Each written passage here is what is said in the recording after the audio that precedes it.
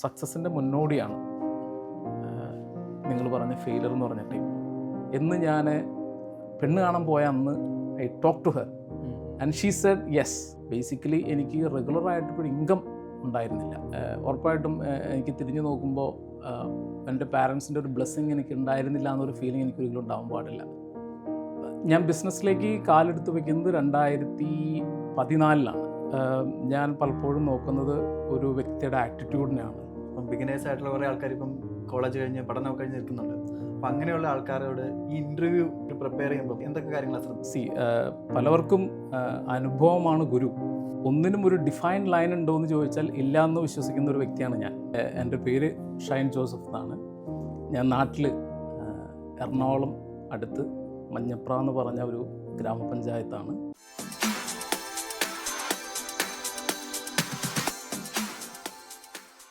Hi hello and welcome back to life unfiltered. നമ്മളിൽ പലരും college പഠനമൊക്കെ കഴിഞ്ഞിട്ട് ഒരു ബിസിനസ് ഒക്കെ തുടങ്ങണമെന്ന് ആഗ്രഹിക്കുന്ന ആൾക്കാരായിരിക്കാം. അപ്പം നമ്മുടെ കൂടെയുള്ള ഇന്നത്തെ ഗസ്റ്റ് ഇങ്ങനെ ഒരു സ്വപ്നവുമായിട്ട് കടന്നു വന്ന് ഇന്ന് UAE നല്ല രീതിയിൽ ബിസിനസ് ചെയ്തുകൊണ്ട് പോകുന്ന ഒരു സക്സസ്ഫുൾ ആയിട്ടുള്ള ബിസിനസ് മാനാണ്. അപ്പോൾ നമുക്ക് ഇന്നത്തെ അതിഥിയെ നമുക്ക് സ്വാഗതം ചെയ്യാം. Shine sir, welcome to life unfiltered. Thank you. എന്തുണ്ട് വിശേഷം? സുഖമാണ്. നന്നായിട്ട് പോകുന്നു, കാര്യങ്ങളൊക്കെ നന്നായിട്ട് പോകുന്നു. എല്ലാം ഭംഗിയായി. ബിസിനസ് ഒക്കെ വളരെ മനോഹരമായിട്ട് പോകുന്നു, കാണാൻ സാധിക്കുന്നുണ്ട്. പോസ്റ്റും ലിങ്ക്ഡിനിലെ പോസ്റ്റൊക്കെ കാണാൻ സാധിക്കുന്നുണ്ട്. നമ്മളിന്ന് ഷൈൻ സാറിനെ തന്നെ ഈ ഒരു ഇൻ്റർവ്യൂവിന് ക്ഷണിക്കാൻ ഒരു പ്രത്യേക കാരണമുണ്ട്. ഞാൻ ആക്ച്വലി ഒരു 10 വർഷമായിട്ട് UAE വർക്ക് ചെയ്യുക. അപ്പം ഞാൻ UAE വന്നിട്ട് ഈ ഒരു നിലയിലേക്ക് ഇന്നിവിടെ എത്തിച്ചേരാൻ കാരണമായിട്ടുള്ളൊരു വ്യക്തിയാണ് ഷൈൻ സാർ. സാർ എനിക്ക് ഫസ്റ്റ് ഒരു ഓപ്പർച്യൂണിറ്റി സാറിൻ്റെ കമ്പനിയിൽ തന്നു.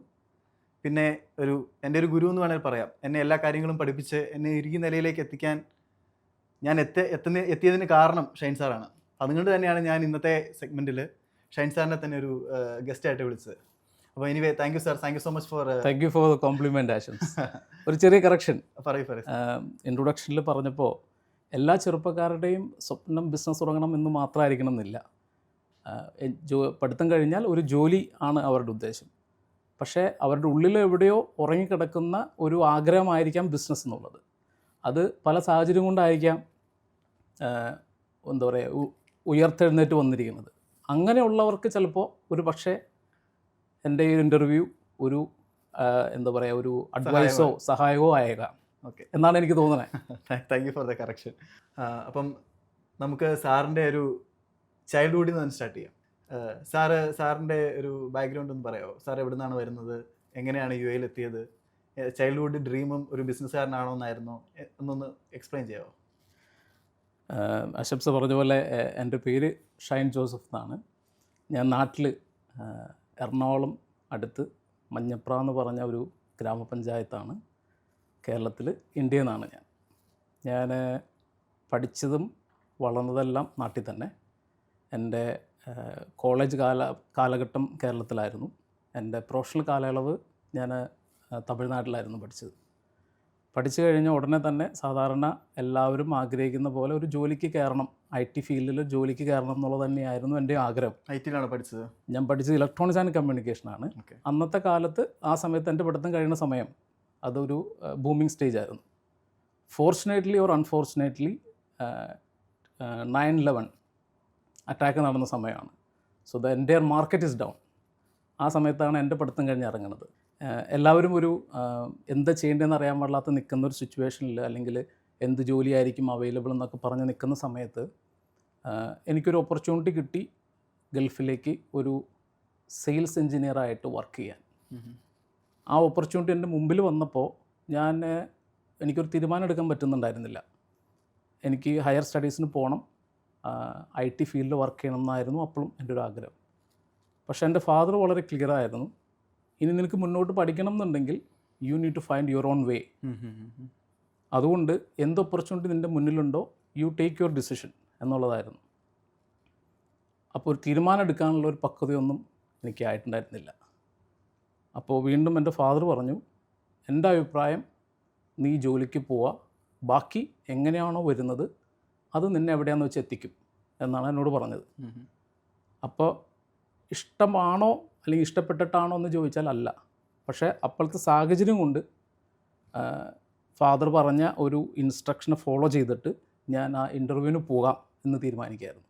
അപ്പം പുതിയ എംപ്ലോയർ അടുത്ത് നിന്ന് ഇൻ്റർവ്യൂവിന് ചെന്നപ്പോൾ ആ ഒരു ഫ്രീഡം തന്നതുകൊണ്ട് എനിക്ക് വളരെയധികമായിട്ട് ഇൻട്രാക്ട് ചെയ്യാനും സംസാരിക്കാനും അധികം ടെൻഷൻ കൂടാതെ അറ്റൻഡ് ചെയ്യാനും പറ്റി. ആ ഒരു കോൺഫിഡൻസ് ആണോ എന്ന് എനിക്കറിയില്ല. എനിക്ക് പിറ്റത്തെ ദിവസം ഫാദർ വഴി തന്നെ കോൾ വന്നു. പക്ഷെ അവരെനിക്കൊരു അസൈൻമെൻറ്റ് തന്നു. അപ്പോൾ എന്നോട് ചോദിച്ചു എത്ര നാൾ വേണം അസൈൻമെൻറ്റ് കംപ്ലീറ്റ് ചെയ്ത് തരണം എന്നുള്ളത്. അപ്പോൾ ഞാൻ പറഞ്ഞു എനിക്ക് ഒരാഴ്ച മതി എന്ന് പറഞ്ഞു. ഏതൊരു കോൺഫിഡൻസിലാണ് ഞാൻ പറഞ്ഞത്. പക്ഷേ ഐ മെയ്ഡ് ദാറ്റ്. ഞാൻ ആ റിപ്പോർട്ടും കൊണ്ട് ചെന്നു. നെക്സ്റ്റ് ഡേ എനിക്ക് കൺഫർമേഷൻ കിട്ടി, യു ആർ സെലക്റ്റഡ്. അങ്ങനെയാണ് ഞാൻ ഗൾഫിൽ ഒരു ജോലി കൺഫേം ആയിട്ട് നാട്ടിൽ നിന്ന് പറക്കാനായിട്ട് തീരുമാനിക്കുന്നത്. ഇപ്പം ഇൻ്റർവ്യൂവിൻ്റെ കാര്യം പറഞ്ഞപ്പം ഇപ്പം ബിഗിനേഴ്സ് ആയിട്ടുള്ള കുറേ ആൾക്കാർ ഇപ്പം കോളേജ് കഴിഞ്ഞ് പഠനമൊക്കെ കഴിഞ്ഞ് നിൽക്കുന്നുണ്ട്. അപ്പം അങ്ങനെയുള്ള ആൾക്കാരോട് ഈ ഇൻ്റർവ്യൂ പ്രിപ്പയർ ചെയ്യുമ്പം എന്തൊക്കെ കാര്യങ്ങളാണ് ശ്രദ്ധിക്കുക? അന്ന് സാർ ശ്രദ്ധിച്ച കാര്യങ്ങൾ പറയാൻ പറ്റുമോ? പലവർക്കും അനുഭവമാണ് ഗുരു. ഒന്നിനും ഒരു ഡിഫൈൻഡ് ലൈൻ ഉണ്ടോ എന്ന് ചോദിച്ചാൽ ഇല്ല എന്ന് വിശ്വസിക്കുന്ന ഒരു വ്യക്തിയാണ് ഞാൻ. ക്ലിയറായിട്ട് പറഞ്ഞാൽ നമ്മളൊരു ജോലിക്ക് ഇൻ്റർവ്യൂവിന് പോകുമ്പോൾ ഉറപ്പായിട്ടും നമുക്ക് ടെൻഷൻ ഉണ്ടാവും. ഉറപ്പായിട്ടും യെസ്.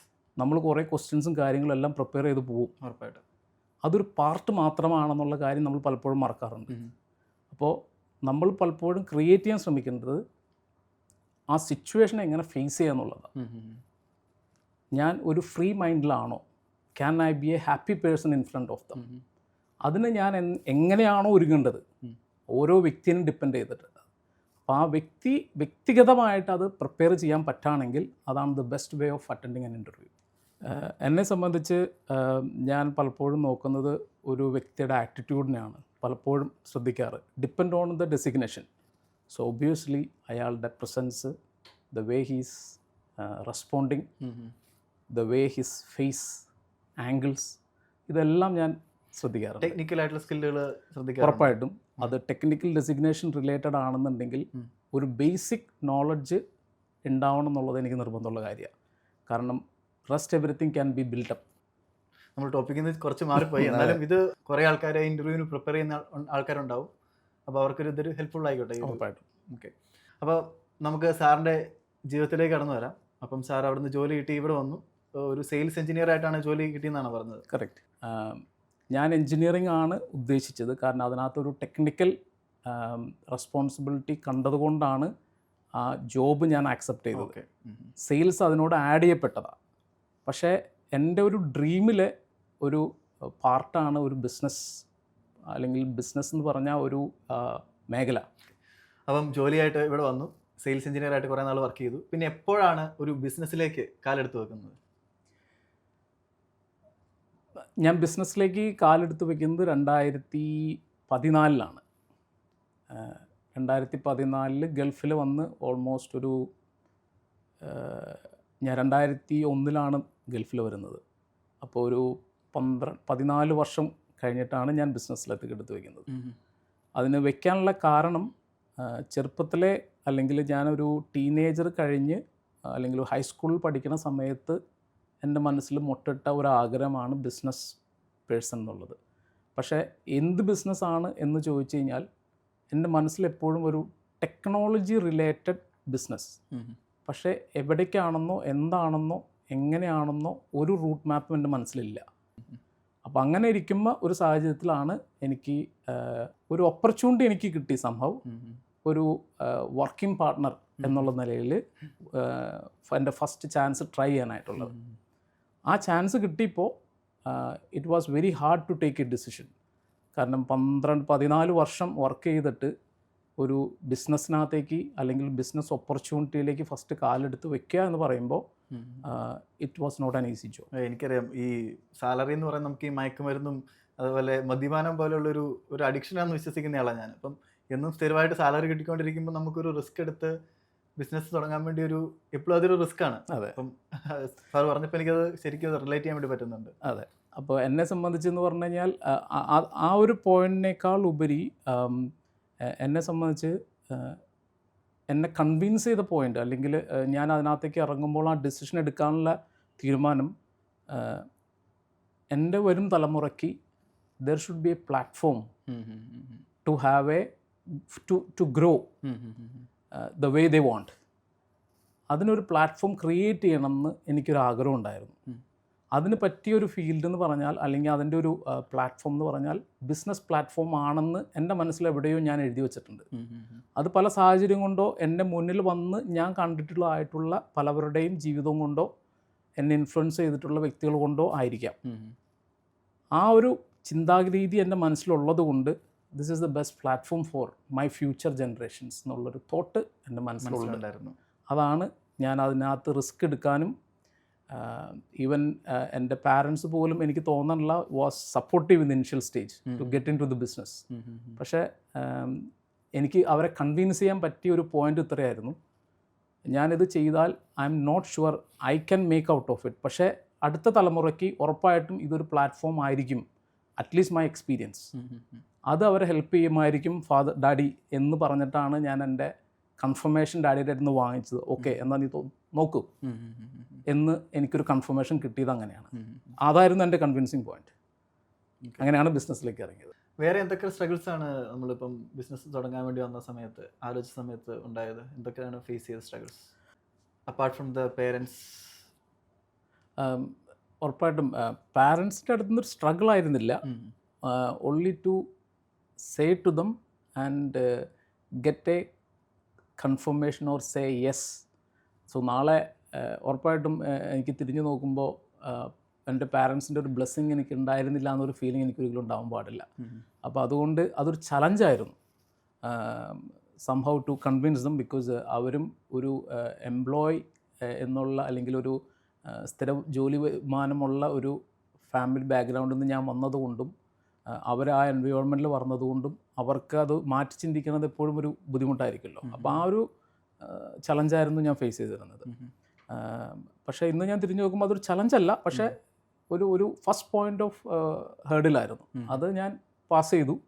പിന്നെ ഉറപ്പായിട്ടും ബിസിനസ്സിലേക്ക് ഇറങ്ങുമ്പോൾ ഉണ്ടാകാവുന്ന എല്ലാ വിധത്തിലുള്ള ചലഞ്ചസും. എന്തൊക്കെ ചലഞ്ചസാണ് ഫേസ് ചെയ്തത്? ഉറപ്പായിട്ടും അത് ബിസിനസ്സിൻ്റെ ഫസ്റ്റ് ഭാഗം എന്ന് പറഞ്ഞു കഴിഞ്ഞാൽ how to start, where to start, with whom to start, ഇങ്ങനെയുള്ള കുറച്ച് അല്ലെങ്കിൽ 3-4 ക്വസ്റ്റ്യൻസാണ് എപ്പോഴും ഉണ്ടാവുക.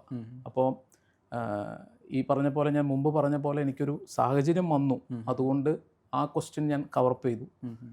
ഇനി ഞാൻ അതിനകത്ത് തുടങ്ങണോ തുടങ്ങണ്ടേ എന്നുള്ളതായിരുന്നു. അതും എനിക്ക് ഡിസിഷൻ എടുക്കാൻ പറ്റി, കാരണം it was in my dream to have it എന്നുള്ളത്. അപ്പോൾ അവിടെയും ആ ക്വസ്റ്റ്യൻ എനിക്ക് കവർ ചെയ്യാൻ പറ്റിയിരുന്നു. ദെൻ ഹൗ എന്നുള്ള ക്വസ്റ്റ്യൻ ആയിരുന്നു, കാരണം അത് അപ്പോൾ വന്ന ക്വസ്റ്റ്യനാണ്. ആ ക്വസ്റ്റ്യന് ഞാൻ പ്രിപ്പയർഡ് ആയിരുന്നില്ല, കാരണം ഞാൻ വിചാരിച്ചിരുന്നില്ല അങ്ങനെ ഒരു ചാൻസ് വരും പെട്ടെന്നെന്നുള്ളത്. അപ്പോൾ അതുകൊണ്ട് ഉറപ്പായിട്ടും ആ ക്വസ്റ്റ്യൻ എന്ന് പറഞ്ഞു കഴിഞ്ഞാൽ ഫിനാൻഷ്യൽ റിലേറ്റഡ്, ഇൻവെസ്റ്റ്മെൻറ്റ് റിലേറ്റഡ്, പിന്നെ ഈ ചെയ്യാൻ പോകുന്ന ബിസിനസ് എന്താണ് എന്നുള്ളതിനെ പറ്റിയിട്ടുള്ളത്. അപ്പം അത് രണ്ടും ഒരു ചലഞ്ചായിരുന്നു. അപ്പോൾ എന്ത് ബിസിനസ് ചെയ്യും എന്നുള്ളതിന് എനിക്ക് കുറച്ചും കൂടെ ക്ലാരിറ്റി കിട്ടി. കാരണം ഈ ജോബ് ഓഫർ എന്നോട് പറഞ്ഞ ആൾ, അല്ലെങ്കിൽ ഒരു ബിസിനസ് പാർട്ണർഷിപ്പ് അല്ലെങ്കിൽ ഒരു വർക്കിംഗ് പാർട്ണർ എന്നുള്ള രീതിയിലൊരു ഓഫർ എന്നോട് തന്ന വ്യക്തി എൻ്റെ ഫീൽഡിൽ തന്നെയുള്ള ആളായതുകൊണ്ട് എനിക്ക് വേറെ അതിനകത്തുള്ള റിസ്ക് ഫാക്ടേഴ്സോ അല്ലെങ്കിൽ അതിൻ്റെ ഒരു കടമ്പകളൊക്കെ എനിക്ക് അറിയാമായിരുന്നു. അപ്പോൾ അതുകൊണ്ട് കുറച്ച് എളുപ്പമായിരുന്നു ആ ഭാഗത്ത്. പിന്നെ ഫിനാൻഷ്യലി ആയിരുന്നു എന്നെ സംബന്ധിച്ചൊരു ചലഞ്ച്. അത് ഉറപ്പായിട്ടും ആദ്യമായിട്ട് ഒരു എംപ്ലോയി എന്നുള്ള നിലയിൽ ഞാൻ ബിസിനസ്സിലേക്ക് ഇറങ്ങുമ്പോൾ നമുക്കതിനുള്ള വലിയ നീക്കിവെപ്പുകളോ അല്ലെങ്കിൽ പ്ലാനുകളോ ഒന്നും ഉണ്ടായിരുന്നില്ല. അപ്പോൾ അതുകൊണ്ട് ഉറപ്പായിട്ടും ഇനിഷ്യലി വർക്കിംഗ് ബിസിനസ് പാർട്ണർ എന്നുള്ള ലേബൽ ഞാൻ എടുത്തതുകൊണ്ട് എനിക്കൊരു വലിയൊരു ഇൻവെസ്റ്റ്മെൻറ്റിൻ്റെ കാര്യം ഉണ്ടായിരുന്നില്ല തുടങ്ങാനായിട്ട്. ഇനിഷ്യൽ അതിനുള്ള ഫൈനാൻസ്, അതിനുള്ള ഫണ്ടൊക്കെ എങ്ങനെയായിരുന്നു അപ്പം അറേഞ്ച് ചെയ്ത്? ഓൾറെഡി കയ്യിലുണ്ടായിരുന്നോ അതോ എന്തെങ്കിലും കാര്യങ്ങളോ? അത് ഒരു കറക്റ്റായിട്ട് നമുക്ക് പറയാൻ പറ്റില്ല അന്ന് ഇന്ന രീതിയിലാണ് ഞാൻ ഉണ്ടാക്കിയെന്നുള്ളത്. പക്ഷെ അതൊരു മിക്സഡ് ആയിരുന്നു. കുറച്ച് കയ്യിലുണ്ടായിരുന്നു, കുറച്ച് നമ്മൾ ഹെൽപ്പ് എടുത്തു പലരുടെ അടുത്തുനിന്നും, അതായത് കുറച്ച് നാളത്തേക്ക് റോൾ വേണം എന്നുള്ള രീതിയിൽ. പിന്നെ ഒരു വർക്കിംഗ് പാർട്ണർ ആയതുകൊണ്ട് തന്നെ എനിക്കൊരു വലിയൊരു ഇൻവെസ്റ്റ്മെൻറ്റ് ഇനിഷ്യലി ആവശ്യം ഉണ്ടായിരുന്നില്ല. കാരണം ഞാൻ ജോലി ചെയ്യുന്നു, അതിൻ്റെ ഒപ്പം ഞാൻ ഒരു ബിസിനസ്സും ചെയ്യുന്നു, അങ്ങനെ ഒരു രീതിയിലായിരുന്നു. അപ്പോൾ ബേസിക്കലി എനിക്ക് റെഗുലറായിട്ടൊരു ഇൻകം ഉണ്ടായിരുന്നില്ല. അതായത് ശമ്പളം ഞാൻ എടുക്കുന്നില്ല, പക്ഷേ ഞാൻ ബിസിനസ് ചെയ്യുന്നു. ബിസിനസ്സിൽ എനിക്ക് ലാഭം കിട്ടുമ്പോൾ അല്ലെങ്കിൽ എൻ്റെ മിനിമം ചിലവിനുള്ള പൈസ ഞാൻ അതിനകത്തുനിന്ന് അല്ലെങ്കിൽ എനിക്ക് കിട്ടുമായിരുന്നു എൻ്റെ പാർട്ണർ അടുത്തുനിന്ന്. ഓക്കെ. അപ്പം അന്ന് മാരീഡ് ആയിരുന്നോ? ആണ്. ആ സമയത്ത് മാരീഡ് ആയിരുന്നു. അപ്പം ഈ ഒരു കല്യാണം കഴിഞ്ഞിട്ട് ഇവിടെ നിൽക്കുമ്പോൾ നമുക്ക് അറിയാം യു എയിൽ ഒരു എക്സ്പെൻസും കാര്യങ്ങളും അതൊക്കെ മീറ്റ് ചെയ്യാൻ വേണ്ടി കുറച്ച് സ്ട്രഗിൾസ് ഉണ്ടായിട്ടുണ്ടായിരിക്കും. ഉറപ്പായിട്ടും. അതിനെങ്ങനെയാണ് നമ്മൾ ഓവർകം ചെയ്യുന്നത് ഇപ്പോൾ ഇങ്ങനെ ഒരു ബിസിനസ് തുടങ്ങുന്ന സമയത്ത്? അതിന് കുറേ ആൾക്കാർ ആ ഒരു റീസൺ കൊണ്ട് ബിസിനസ് തുടങ്ങാതെ ഇരിക്കുക, ആഗ്രഹിച്ച് മനസ്സിൽ ഒത്തിരി ആഗ്രഹമുണ്ട്, പക്ഷേ ഇങ്ങനത്തെ കുറച്ച് സ്ട്രഗിൾസ് മനസ്സിൽ വെച്ചുകൊണ്ടിരിക്കുന്നുണ്ട്. അതിന് ഞാൻ എൻ്റെ ബെറ്റർ ഹാഫ്, എൻ്റെ വൈഫിൻ്റെ പേര് സ്റ്റാനി എന്നാണ്. ഞാൻ ആളോട് വളരെ grateful and thankful because she supported me a lot. Okay. ഞാൻ ഒരു തമാശയായിട്ട് നിങ്ങൾക്ക് തോന്നുമായിരിക്കാം, പക്ഷേ ഞാൻ കല്യാണം കഴിക്കുമ്പോൾ പെണ്ണ് കാണാൻ പോയപ്പോൾ ഞാൻ എൻ്റെ ബെറ്റർ ഹാഫായിട്ടുള്ള സ്റ്റാനിയോട് പറഞ്ഞ ഒരേ കാര്യമുള്ളൂ, my dream is to become a businessman. I am always looking for a girl who can support me in business and when I am doing a business and I am busy who can take care of my family or my children. അത് എനിക്ക് നിർബന്ധമാണ്. അപ്പോൾ in your life this you need to face it എന്ന് ഞാൻ പെണ്ണ് കാണാൻ പോയ അന്ന് I talk to her and she said yes. So I was confident that she is capable to do it because in my life before starting the business we had a life altogether around 5-6 years family life we had before that. So 5 വർഷം കൊണ്ട് I was very clear that she can be a supporting hand also. Okay. So അതെന്നെ help ചെയ്തിട്ടുണ്ടായിരുന്നു. പിന്നെ friends ഉണ്ടായിരുന്നു, പിന്നെ എൻ്റെ family members തന്നെ ഇവിടെ ഉണ്ടായിരുന്നു. അപ്പോൾ one way or other they helped us. പിന്നെ ജോലിയിലും ഞാൻ ഈ ബിസിനസ് വർക്കിംഗ് പാർട്ണറായിട്ട് ജോലി ചെയ്യുമ്പോൾ അതിനകത്ത് നിന്ന് നമുക്ക് നമ്മുടെ ലൈവ്ലിഹുഡിന് വേണ്ടിയിട്ടുള്ള എക്സ്പെൻസുകൾ കണ്ടെത്താനുള്ള പോസിബിലിറ്റി ഉണ്ടായിരുന്നു. So I was safe. Okay. I was not in that much trouble. Okay. എങ്ങനെയാണ് സ്റ്റാർട്ട് ചെയ്തത്? ഇനിഷ്യലി നമുക്കൊരു സ്റ്റാർട്ട് ചെയ്യണമല്ലോ ബിസിനസ്, എങ്ങനെയാണ് അതൊന്ന് ടേക്കപ്പ് ചെയ്തത്? അത് ഓൾറെഡി ഇതൊരു റണ്ണിങ് ബിസിനസ് ആയിരുന്നു ഞാൻ ജോയിൻ ചെയ്യുമ്പോൾ. അപ്പോൾ അതുകൊണ്ട് എന്നെ സംബന്ധിച്ച് എൻ്റെ എക്സ്പീരിയൻസും എൻ്റെ മാർക്കറ്റ് നോളജും ഞാൻ ഒന്നും കൂടെ റീഇൻവെൻറ്റ് ചെയ്യേണ്ട ആവശ്യം ഉണ്ടായിരുന്നില്ല. ഞാൻ ഒന്നും കൂടെ ഒന്ന് പോളിഷ് ചെയ്യേണ്ട ആവശ്യമുണ്ടായിരുന്നുള്ളൂ. And to give a confidence to the customer that I am into the business, I am capable to do a business with my responsibility. Okay. അപ്പോൾ അതെനിക്ക് ആദ്യഘട്ടങ്ങളിൽ അധികം സ്ട്രഗിളില്ലാതെ ചെയ്യാൻ പറ്റിയതുകൊണ്ട് business was good for me and for the company. അപ്പോൾ ഞാനൊരു കാര്യം ചോദിക്കട്ടെ, ഇപ്പം നമ്മളിപ്പം ഒരു ബിസിനസ് ചെയ്യാൻ ആഗ്രഹിക്കുന്നയാൾ ഇനിഷ്യലി ഇവിടെ നിന്ന് വർക്ക് ചെയ്തൊരു എക്സ്പീരിയൻസ് ഒക്കെ ആയിട്ട് ബിസിനസ് ചെയ്യാൻ സ്റ്റാർട്ട് ചെയ്യണോ, അതോ ഫസ്റ്റ് യു എയിലേക്ക് വരുമ്പോഴേ ബിസിനസ് ചെയ്യണോ? എന്താണ് ഒരു അഡ്വൈസ്? അത് എൻ്റെ എക്സ്പീരിയൻസ് എന്നുള്ളൊരു അഡ്വൈസ് പറഞ്ഞു കഴിഞ്ഞാൽ ഞാൻ ഉറപ്പായിട്ടും പറയും, ഒരു ബിസിനസ് എക്സ്പീരിയൻസ് പേഴ്സൺ ആണെന്നുണ്ടെങ്കിൽ you can start a business when you come to this new country. പക്ഷേ നിങ്ങളൊരു പുതിയ കൺട്രിയിലേക്ക് പോകുമ്പോൾ നിങ്ങളൊരു എക്സ്പീരിയൻസ് പേഴ്സൺ അല്ല, ബിസിനസ് എക്സ്പീരിയൻസ് പേഴ്സൺ അല്ല എന്നുണ്ടെങ്കിൽ you should know the market, you should know the industry. You mean the UAE market? Correct. Wherever you are starting the business. അതെ. അപ്പോൾ അതിനൊരു ബെസ്റ്റ് ഓപ്പർച്യൂണിറ്റി എന്ന് പറഞ്ഞു കഴിഞ്ഞാൽ you work or you take an opportunity to know the market. അത് ഞാൻ work ചെയ്തിട്ട് വേണമെന്ന് മാത്രം ഞാൻ പറയുന്നില്ല, maybe different way of doing it. അതേതാണെന്ന് കണ്ടുപിടിച്ച് market need to know. Sir ഇപ്പോൾ ബിസിനസ് സ്റ്റാർട്ട് ചെയ്തു, ഇപ്പോൾ വളരെ മനോഹരമായിട്ട് പോകുന്നുണ്ട്. ഇനിഷ്യലി എന്തെങ്കിലും സ്ട്രഗിൾസ് സ്റ്റാർട്ട് ചെയ്തതിന് ശേഷം എന്തെങ്കിലും ഫെയിലിയേഴ്സോ അങ്ങനെ എന്തെങ്കിലും ഉണ്ടായിട്ടുണ്ടോ? എന്നെ സംബന്ധിച്ച് എൻ്റെ നിഘണ്ടുവിൽ ഫെയിലർ എന്ന് പറഞ്ഞൊരു വേർഡ് ഇല്ല. ബേസിക്കലി ഒരു കോമൺ മാൻ്റെ ലെവലിൽ ഫെയിലർ എന്ന് പറഞ്ഞൊരു വേർഡ് ഉണ്ടാവായിരിക്കാം, പക്ഷേ ഞാൻ എപ്പോഴും വിശ്വസിക്കുന്നത് സക്സസിൻ്റെ മുന്നോടിയാണ് നിങ്ങൾ പറഞ്ഞ ഫെയിലർ എന്ന് പറഞ്ഞ ടൈം. പക്ഷേ എന്നെ സംബന്ധിച്ച് ഫെയിലർ എന്ന് പറഞ്ഞ ടൈമില്ല, it's A first step for success. അങ്ങനെയാണ് ഞാൻ അതിനെ കാണുന്നത്. അങ്ങനെ എന്തെങ്കിലും ഉണ്ടായിട്ടുണ്ടോ നമ്മുടെ ബിസിനസ്സിൽ? ഉറപ്പായിട്ടും അങ്ങനെ ഉണ്ടായിട്ടുണ്ട്. കാരണം ബിസിനസ് മുന്നോട്ട് പോകുമ്പോൾ എപ്പോഴും നമ്മൾക്ക് ഈ പറഞ്ഞ പോലെ ഒരേ ഫ്ലോയിലായിരിക്കില്ല പോവുക. അത് ബിസിനസ് റിലേറ്റഡ് ആണെങ്കിലും ഫിനാൻഷ്യൽ റിലേറ്റഡ് ആണെങ്കിലും ഓപ്പറേഷൻ റിലേറ്റഡ് ആണെങ്കിലും പ്രൊജക്റ്റ് റിലേറ്റഡ് ആണെങ്കിലും. അപ്പോൾ ആ ഓരോ ഈ 4 വെർട്ടിക്കൽ പറഞ്ഞ കാര്യങ്ങളിലും നമ്മളെ സംബന്ധിച്ച് നമ്മളുടെ മുന്നിൽ വരുന്ന ചലഞ്ചസാണ് നമ്മളെ മുന്നോട്ട് കൊണ്ടുപോകുന്നത്. അപ്പോൾ ആ ചലഞ്ചസ് മുന്നിൽ വരാത്തോടത്തോളം കാലം ഒരിക്കലും പറയാൻ പറ്റില്ല I am getting to a success path എന്നുള്ളത്. അപ്പം ചലഞ്ചസ് എന്താണ് ജീവിതത്തിൽ ഉണ്ടാവണം, അല്ലെങ്കിൽ ബിസിനസ്സിലുണ്ടാവണം, ബിസിനസ്സിലുണ്ടാവണം, ലൈഫിലുണ്ടാവണം. അതായിരിക്കും നമ്മളെ സക്സസ്സിലേക്ക് മുന്നോട്ട് കൊണ്ടുപോവുക. ഇങ്ങനെ ഒരു ചലഞ്ചസ് വന്നപ്പോൾ നമ്മളൊരു സക്സസ്ഫുൾ ആവാൻ വേണ്ടിയിട്ട് ഒരു ബ്രേക്ക് ത്രൂ ഉണ്ടല്ലോ, ഒരു ബ്രേക്ക് ത്രൂ മൊമെൻറ്റ്, അങ്ങനെ ഒരു മൊമെൻറ്റ് എന്താണ് പറയാൻ, അങ്ങനെ എന്തെങ്കിലും ഓർക്കുന്നുണ്ടോ?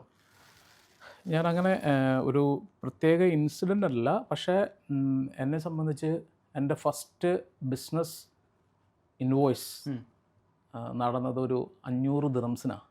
500 ദിറംസിന് ഇന്ത്യൻ റുപ്പി ഒരു ഇന്ന് ഒരു 10,000 രൂപയാണ് ആദ്യത്തെ ബിസിനസ്. അതെ, അതൊരു വളരെ ചെറിയ എമൗണ്ട്. അതെ, ഇന്നത്തെ കാലത്ത് അന്ന് ഒരു ദിറംസിന് 10 രൂപയേ ഉള്ളൂ. അപ്പോൾ 500 രൂപ എന്ന് പറഞ്ഞാൽ 5,000 രൂപയുടെ അടുത്തേ ഉള്ളൂ ബിസിനസ്. അത് ഞാനിപ്പോൾ ഓർക്കുന്നു, ഒരു സ്ക്രീൻ വിറ്റതാണ് ഞങ്ങളുടെ ഇൻഡസ്ട്രിയിൽ, ഓഡിയോ വീഡിയോ ഇൻഡസ്ട്രിയിൽ.